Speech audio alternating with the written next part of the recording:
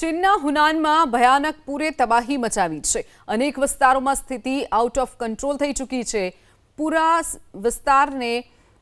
સમગ્ર વિસ્તારને પોતાની ઝપેટમાં લીધો છે। હુનાનમાં પૂરે તબાહી મચાવી છે, જેનો આકાશી નજારો પણ સામે આવ્યો છે। ચારે તરફ બસ તબાહી જ તબાહી નજરે પડી રહી છે।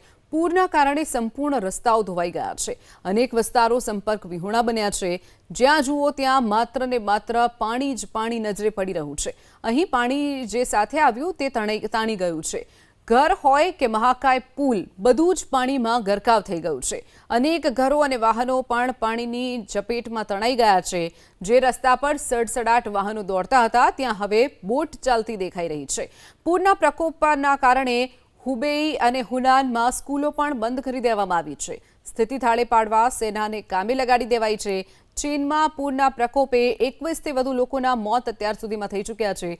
જનજીવન સંપૂર્ણ રીતે પ્રભાવિત થયું છે। ચીનમાં આ વરસાદી તબાહીથી 21થી વધુ લોકોના મોત નિપજ્યા છે અને જનજીવન સંપૂર્ણ રીતે પ્રભાવિત થયું છે। ચીની હવામાન વિભાગે યાંગત્ઝી નદીના ભાગોમાં ભારે વરસાદની સંભાવના પણ વ્યક્ત કરી છે।